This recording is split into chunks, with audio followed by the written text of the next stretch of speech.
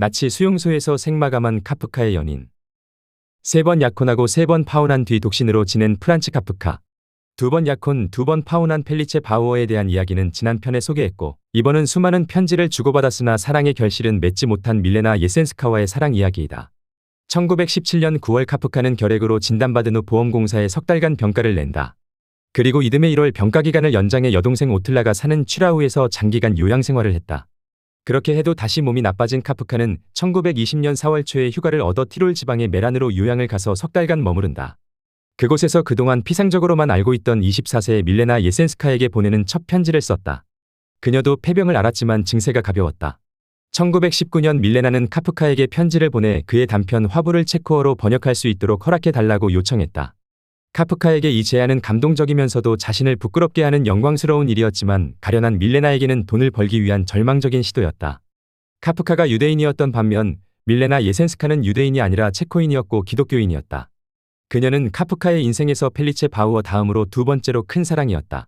밀레나와 만날 무렵 카프카는 율리 보리체크와 약혼한 상태였다. 의사인 아버지의 반대를 무릅쓰고 1919년 11월 초에 결혼식을 올리려고 집도 구해놓았다. 그러나 결혼 이틀 전 집 문제가 틀어져 결혼식을 올리지 못했다. 밀레나는 음악과 문학에 정통한 은행원 에른스트 폴라크와 이미 결혼한 유부녀였다. 그러나 아버지의 반대를 무릅쓰고 빈에서 시작한 둘의 결혼 생활은 평탄치 않아 서서히 파국으로 치닫고 있었다. 남편은 저녁이면 카페에서 문우들과 어울렸으며 밀레나는 혼자 거의 집에 방치되다시피 했다. 그녀의 결혼 생활은 형식적으로만 지탱되고 있었는데 카프카는 그런 사실을 알고 있었다. 전쟁으로 폐허가 된 프라하의 경제 상황에서 남편 수입으로는 두 사람이 살아가기에 충분하지 않았다. 그래서 밀레나는 번역 활동으로 가계 수입을 보태야 했다. 그 무렵 그녀의 독일어 실력은 짧은 독일어 텍스트와 독일인이 아닌 작가의 독일어 작품을 체코어로 번역할 수 있을 정도가 되었다.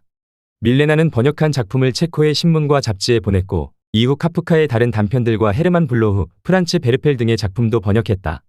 카프카는 밀레나와 편지 교환을 하는 내내 이 교류를 자신의 작품에 반영하며 기뻐했다. 그 후 두 사람은 격렬하고 점점 더 열정적인 편지를 주고받기 시작했다. 편지들은 상상할 수 없이 섬세하게 부드럽고 우호적인 유머로 쓰였다. 그러다가 둘의 서신은 서간체 소설로 발전했다. 두 사람이 주고받은 편지로 인해 밀레나는 후일 세계적인 명성을 얻게 된다.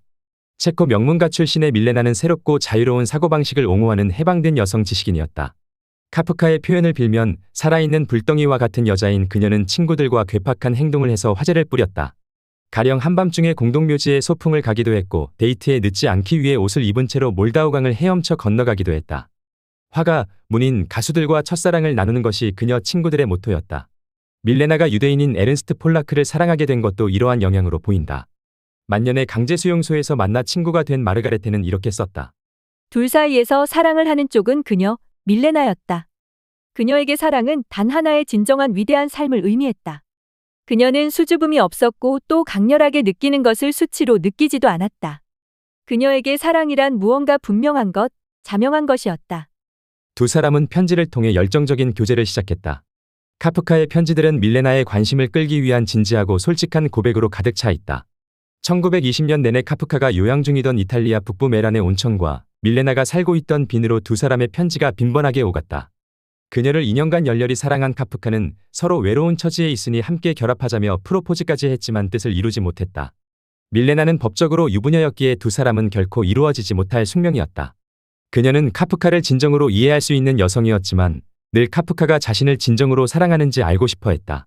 그러나 두 사람은 기질상으로 서로 잘 맞지 않았고 밀레나는 결혼 생활의 어려움에도 불구하고 남편을 버리지 않으려고 했다. 카프카가 밀레나를 헬레나처럼 이상화한 데 반해 그녀는 현실적이고 객관적이며 이성적으로 몽상적인 작가를 바라보았다.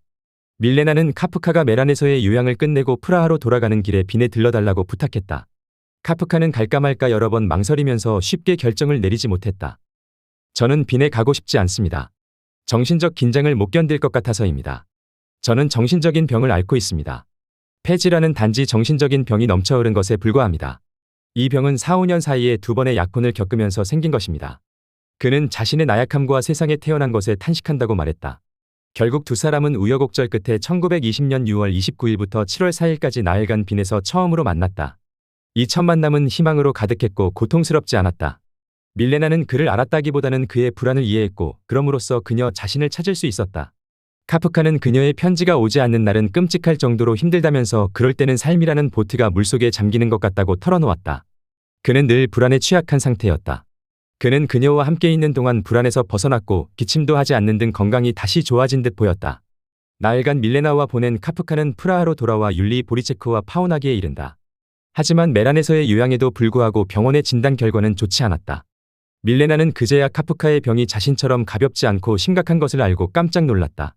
하지만 카프카는 죽을 사람이 행운으로 살아남을 수 있다면 자신은 살아남을 거라면서 낙관적인 자세를 보였다. 그러고 6주 후인 8월 14일 밀레나의 재촉으로 두 사람은 오스트리아 남쪽 국경 마을 그민트에서 다시 만났다. 두 사람은 이때 서로의 삶의 모습을 확실히 이해했다. 카프카는 자신이 순수한 마음으로 외칠 수 있는 이유는 자기가 더럽혀져 있기 때문이라면서 자신을 지옥에 떨어진 자라고 생각했다. 둘은 그의 가을과 겨울에도 여전히 편지를 교환했고 밀레나는 매일 카프카의 작품을 번역하는 일에 몰두했다. 그렇지만 두 번째 만남은 결과적으로 둘의 관계가 단절되는 계기가 되었다. 카프카는 펠리체와 그랬듯이 밀레나와도 팔레스타인에 갈 계획을 세웠지만 자신의 침상을 벗어날 수 없었다. 그해 가을이 되자 두 사람 사이의 관계가 복잡해졌다. 밀레나는 사랑에 빠졌지만 카프카와 자신의 관계를 알고 있는 남편을 떠나려고 하지 않았다. 카프카는 애가 탔고 밀레나는 자유가 없는 곳에서 절망적으로 출구를 찾고 있었다. 카프카는 밀레나가 자신한테서 사라져 버린다면 나쁜 정도가 아니라 모든 것이 없어져 버리는 것이라고 말했다. 밀레나는 그런 카프카를 고통스럽게 할까봐 걱정했다. 1920년 12월에 카프카가 타트라 고원의 마틀리아리에서 요양 생활을 하면서 거의 매일 하던 두 사람의 서신 연락도 갑자기 끊어졌다. 카프카는 그녀를 떠날 이유를 찾아냈다. 그는 자신의 병을 정신분석학에서 밝혀낸 여러 가지 병적 현상의 하나로 봤다. 그는 그것을 질병이라고 보지 않고 정신분석학의 임상적 측면에서 드러난 속수무책의 오류라고 생각했다. 하지만 밀레나는 카프카의 삶이 다른 사람들의 삶과 판이한 것을, 그래서 카프카가 세상에서 가장 단순한 일을 이해하지 못하는 것을 발견했다. 카프카는 밀레나에게 보내는 편지에서 자신의 병에 대해 뇌가 자신의 고통을 더 이상 견뎌내지 못하자 폐가 무거운 짐을 자진해서 떠맡았다고 썼다. 폐는 원래부터 나빠서 더 이상 별로 잃어버릴 것이 없어서 그런다는 것이다. 1920년 12월 18일부터 1921년 8월까지 마틀리아리 요양원에서 치료를 받았지만 병세가 호전되지 않았다. 그러자 9월에 카프카는 프라하로 돌아와서 일기 쓰기를 단념했는지 자신의 일기장과 실종자 원고를 밀레나에게 넘겼다. 아버지께 드리는 편지는 이미 몇 달 전부터 그녀가 보관하고 있었다. 이때 밀레나는 자신 때문에 카프카의 병이 더 나빠진 것이 아닌가 하고 생각했다. 1922년 5월에 밀레나는 프라하로 카프카를 문병 왔는데 이것이 마지막 대면이 되었다. 예전 약혼녀 펠리체가 은연중에 카프카의 소설 선고와 소송에 나타나 있는 것처럼 성에는 프리다와 아말리아의 모습에서 밀레나의 흔적이 어른거렸다. 이 무렵 밀레나는 이탈리아로 여행을 떠났으며 두 사람의 관계도 사실상 끝이 났다. 그러나 두 사람은 1922년과 1923년에 몇 차례 더 편지를 주고받았다. 극심한 인플레이션으로 겨울에 먹는 것이 변변치 않았던 시절이어서 카프카의 병이 급격하게 악화했다. 밀레나는 카프카가 자신 때문에 고통받고 있는지, 그의 병이 그녀의 잘못인지 아니면 스스로의 존재에 대한 결과물인지 알고 싶어 했다. 결국 그녀는 카프카에게 더 이상 편지를 쓰지 않기로 했다. 카프카 쪽으로 마음이 기울고 있었지만 그녀 자신이 어떤 길로 가야 하는지 잘 알고 있었다. 밀레나는 엄격한 금욕주의적인 삶에 자신을 던져버리기에는 너무 연약했다. 1923년 초 밀레나는 카프카에게 더 이상 편지를 쓰지 말아달라고 부탁한다. 밀레나는 카프카의 절친 막스 브로트에게 보내는 편지에서 카프카의 무능력에 대해 생각을 보호받아야 할 난민이라며 그에게 생필품을 제공해야겠다고 했다. 그런 후 카프카는 1923년 11월 자신이 베를린에서 도라 디아만트와 함께 살고 있다는 사실을 그녀에게 우회적으로 정중히 알린다. 이때 밀레나에게 보내는 편지는 카프카의 작품 중 가장 소설다운 소설이 됐다. 편지에서 카프카는 나는 쾌락에 저항하며 삶을 마치겠다는 각오로 인생을 보냈어요 라고 썼다. 삶이 온통 문학으로 이루어져 있다는 그의 삶은 문학과 일치를 보일 뿐 아니라 사랑이 싹트고 환희가 생기며 질투가 끼어들다가 점차 사랑이 식는 순서였다. 그중 밀레나는 직관을 가지고 카프카를 제대로 알아본 여인이었다. 밀레나는 카프카에 대해 그에게는 손바닥 크기의 은신처도 어머물도 없었다. 그래서 그는 우리가 보호받고 있는 그 모든 것에 벌거벗은 사람처럼 무방비 상태로 노출되어 있었다. 카프카는 너무도 섬세한 양심을 지닌 예술가였으므로 다른 사람들, 즉 귀 먼 사람들이 안전하게 느끼는 곳에서도 여전히 방심하지 않았다고 했다. 밀레나는 7년간의 결혼 생활 후 에른스트 폴라크와 이혼했다. 독일군이 체코슬로바키아를 점령한 후 그녀는 지하 저항운동에 참여하여 많은 유대인 및 정치적 난민들의 이주를 도왔다.